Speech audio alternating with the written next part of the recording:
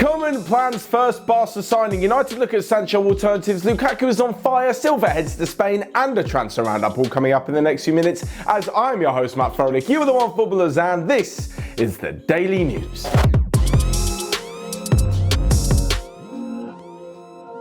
First up, and Ronald Koeman is planning his first signing at Barcelona. Now, I know what you're thinking. Hold up, Matt. Why on earth is Ronald Koeman at charge of Barcelona? Because yesterday, as I'm sure you know, Quique Setien was relieved of his duties, let's say. It's pretty difficult to come back from an 8-2 drubbing in the quarterfinals of the Champions League. Anyway, Setien is out of there. Ronald Koeman has left his job as Netherlands manager and is now the Barcelona manager of the team that he played for during 1989 through to 1995, winning a European Championship. What he will hopefully be able to do is bring in a new signing or two, as he's got a pretty big job on his hands. I mean, obviously there's this whole drama about Messi. Will he stay? Won't he stay? Is he still going to be in charge of absolutely everything as it appears to be? No one knows just yet. But apparently if Koeman does get his way, the first signing he'll be making is Donny van der Beek. Now, the Ajax midfielder is definitely a brilliant talent. So much so that he's been linked with every club under the sun for like the last year, but just hasn't quite made the move just yet. In my opinion, he's not exactly at the top level just yet.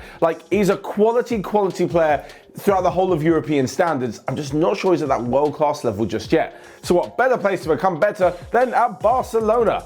I say this not because they're a team in complete and utter decline and free fall, but because as a young player, especially with the way that Barcelona historically play, the way that Koeman will probably set them up to play, and the way that Donny van der Beek plays, he's a pretty good fit.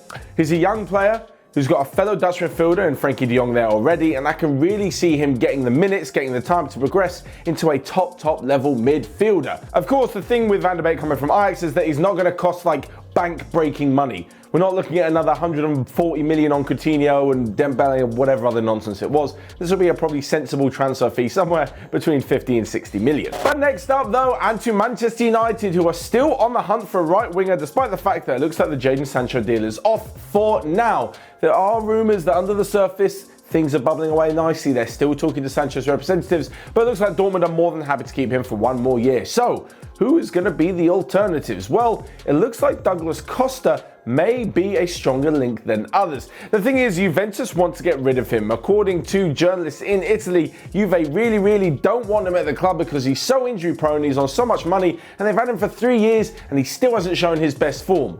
This isn't exactly the kind of thing you'd bring up when you're trying to send him to Manchester United, so they'll probably show him a really cool YouTube highlight clip of him doing lots of awesome Douglas Costa stuff.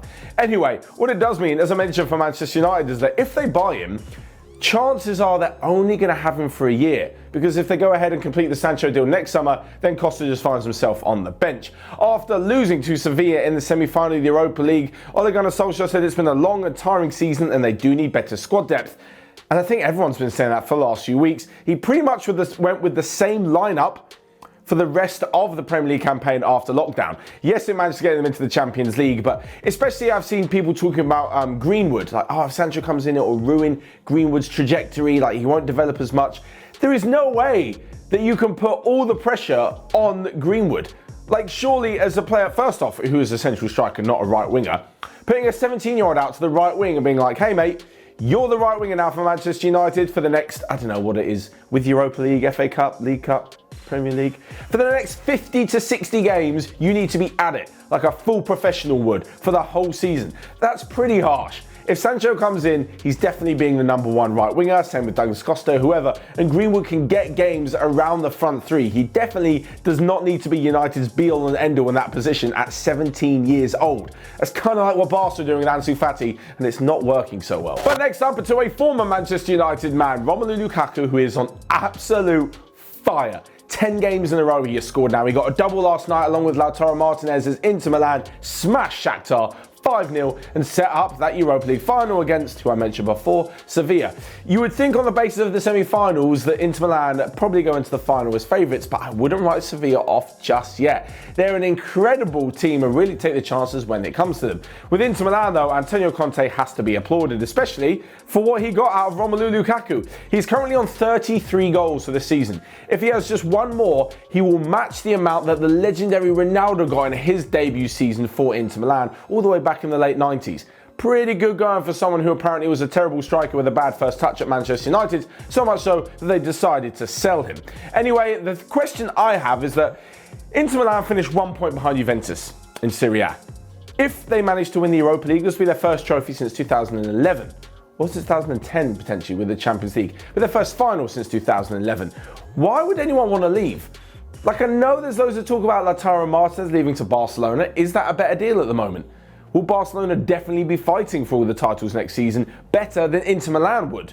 The same thing goes for the likes of Milan Skriniar as well. I'm not so sure that Barcelona would necessarily be a better project at the moment for Lautaro Martinez. He's 22 years old, right? He could spend the next few years at Inter, smash the goals and prove that he's really worth it, and then get the big money move. I'm not so sure he needs to go just yet, or as I said, that Barcelona is that much more of an attractive proposition. And before you go back to the early bit in the video, yes, Barcelona is more an attractive proposition than Ajax's to Donny van de Beek. So don't even try and bring up those comparisons. Moving on, and to David Silva though, who last week we were absolutely certain that he was going to join Lazio. He was in the Eternal City for a medical. He'd said yes to a 3-year deal, and then all of a sudden, he signed for Real Sociedad. He's been having meetings in secret.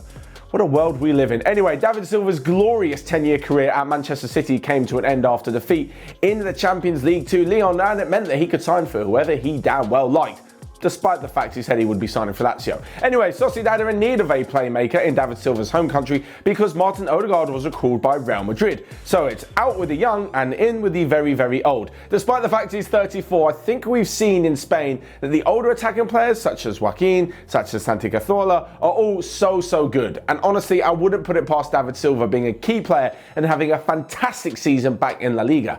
He hasn't played a Liga match since he played for Valencia, as we say, over a decade ago. So lastly but not least, a quick roundup of the rest of the day's transfer news, where John Obi Mikel, the former Chelsea midfielder, has signed for Stoke City on a free transfer since his contract in Turkey expired all the way back in March. Next up, and Leeds United have been told that if they want to sign Michy Batshuayi from Chelsea, they'll need to pay around £20 million. Talking of Manchester City legends earlier, another one has actually decided to retire. Vincent Kompany, 1 year after leaving Manchester City to become the player/manager at Anderlecht, has finally called it quits on his footballing playing career and has now become the manager full-time on a 4-year contract. And lastly but not least, Everton are again inquiring about Watford's Abdoulaye Doucouré, who they almost signed last summer for around £30 million.